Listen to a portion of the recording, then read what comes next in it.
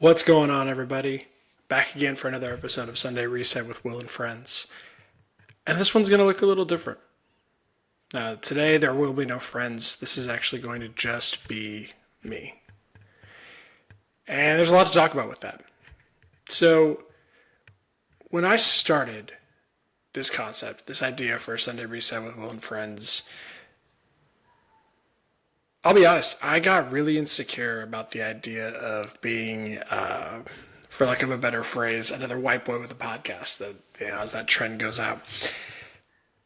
And I felt as though the only thing that I could offer in this conversation was nothing that anyone hadn't already heard before. So I'd stay away from it. I've been a guest on a number of people's podcasts in my life, and the idea of starting my own just felt like rinse and repeat.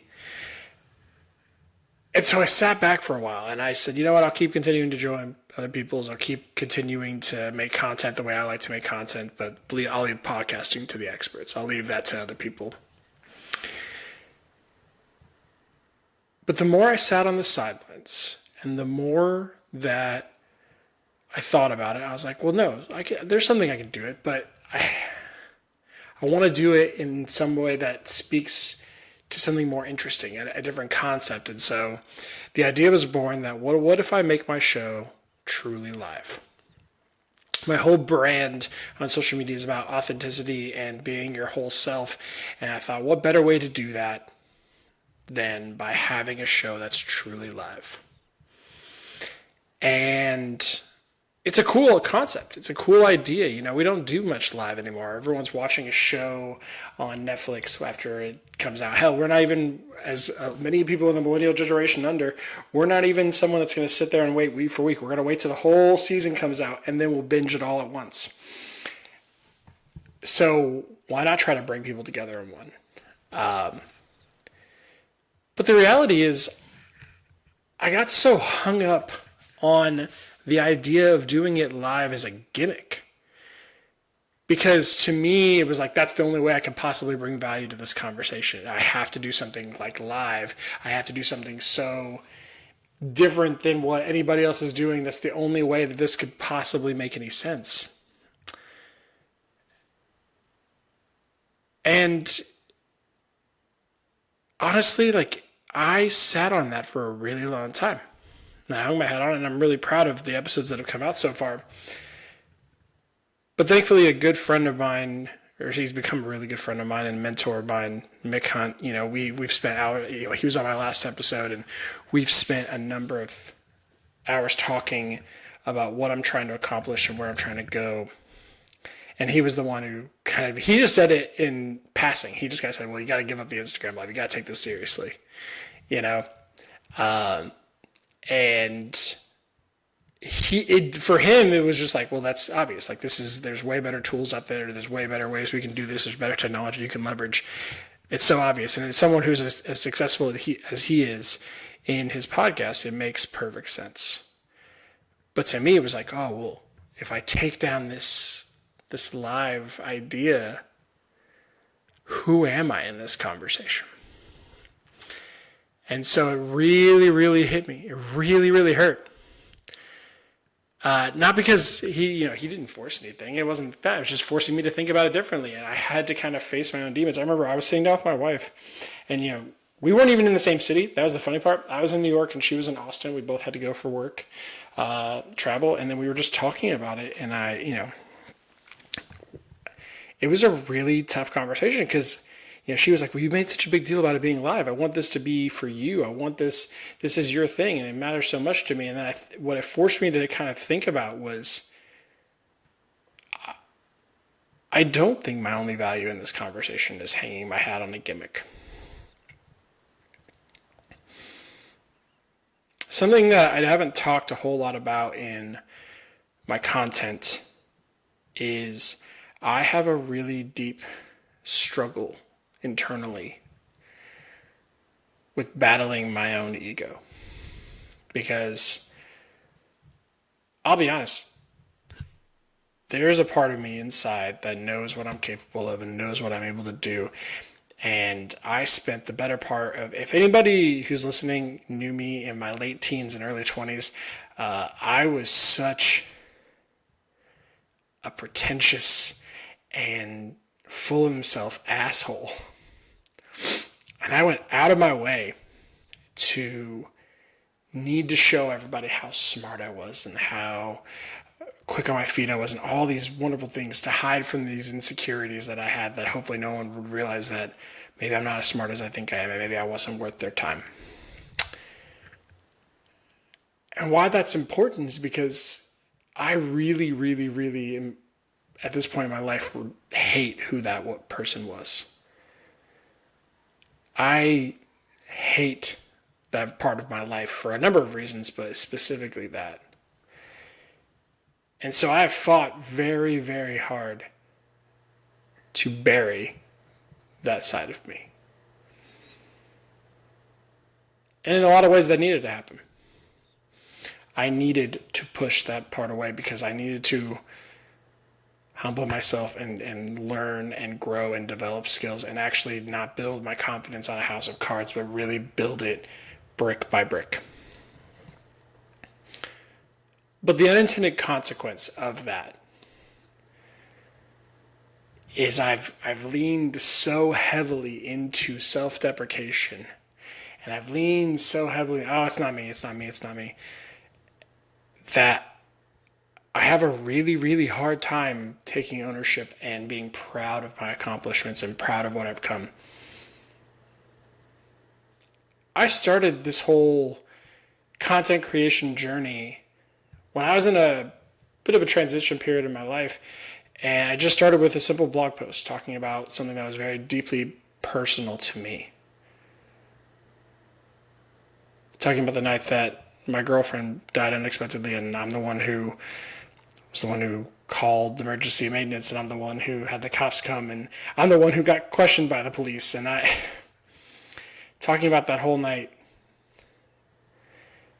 because I knew that there was somebody out there that might have gone through a similar experience, and maybe they're feeling alone in their pain.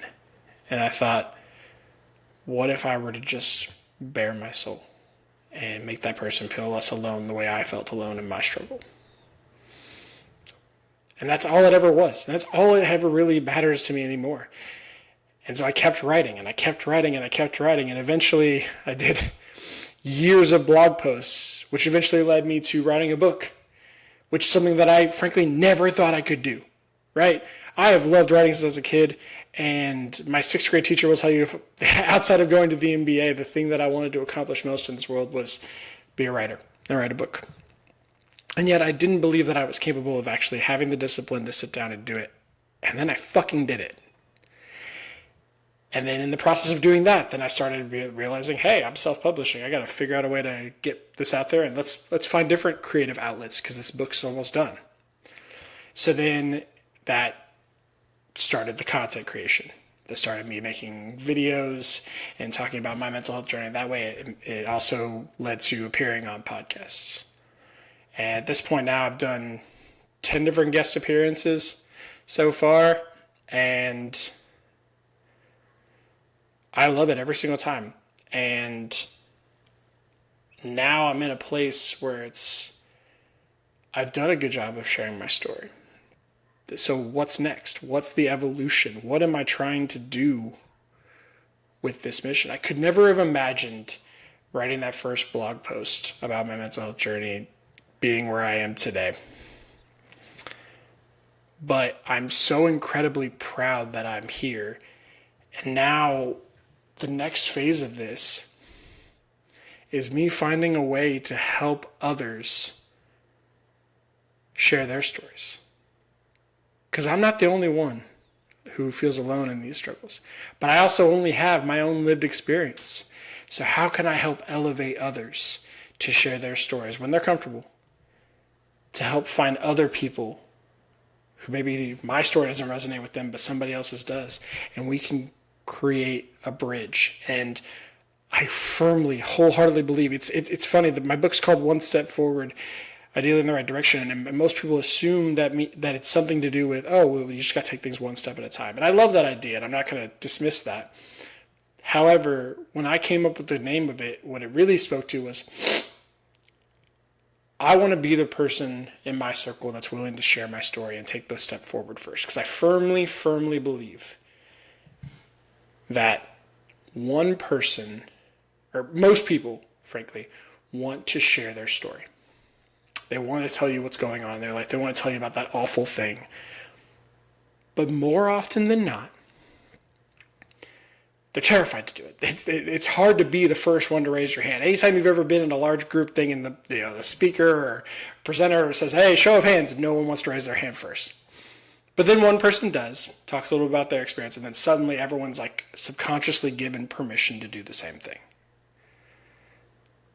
So I believe that truly in the mental health world. And today, we're now in May and it's Mental Health Awareness Month, and I think mental health has come such a long way, but there's still so much stigma around it.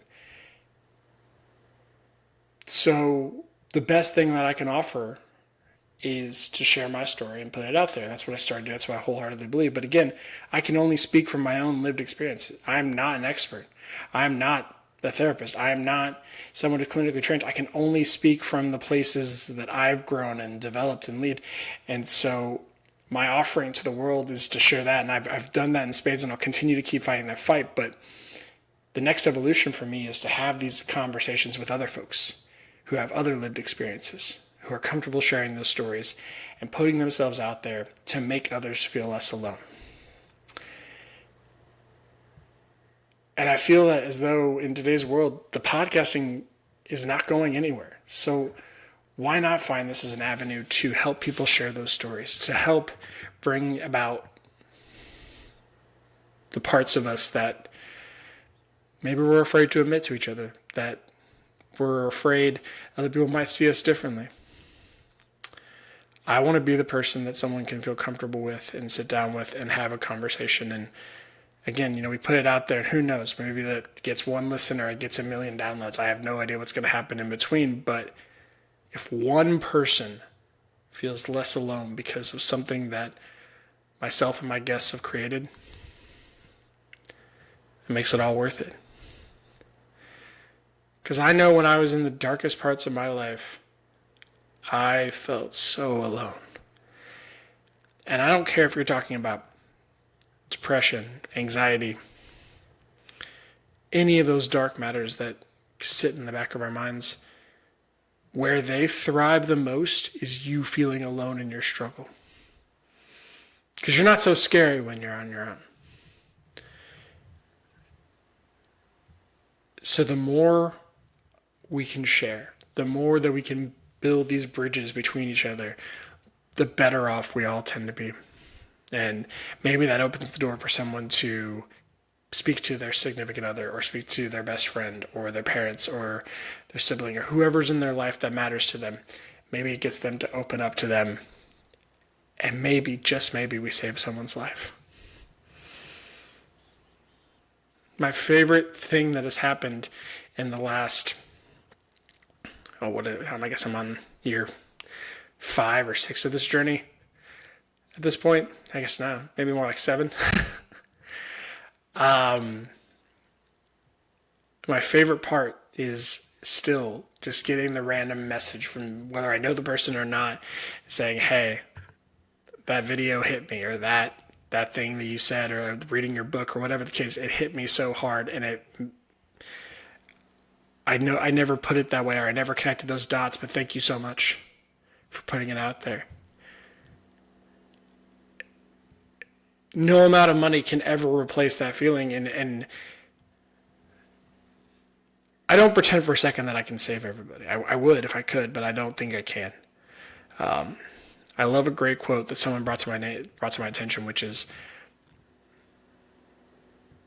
I cannot do all the good the world needs, but the world needs all the good that I can do. So that's what I'm after with this show. That's what I care about deeply. That's where my mission is. That's what I'm trying to accomplish. So if you have a story, if you have something that you think people could find value in because you know you felt alone in that and you want to make sure that the next person doesn't, reach out to me. I'm pretty much across the board on socials. Anything, search Mental Health with Will, you're going to find me. I'm available. I'm happy to have conversations. I want to do that. If maybe a podcast isn't the place for you, but you want to do a short video, I'm happy to do that too. I love making the video content. Maybe it's writing something. Maybe we work on a blog post together. Whatever the case may be, I want to help elevate those stories, because it's not lost on me at all, though, that the privilege that I have in this life. And what a pity to waste that privilege if I didn't find a way to elevate voices that the world needs to hear. So I appreciate you all listening. This is going to be a short one. I'll probably do some solo pods here and there just because I honestly find this really fun and therapeutic. While it is Sunday Reset with Will and Friends, sometimes it's nice just to connect one to my audience. And I really do. It is never lost on me at all how much people actually care and listen. And so please never feel free to reach out, or never be afraid to reach out to me and let me know that something I did was resonating with you, because that means the world to me. So I appreciate you all, and thank you very much.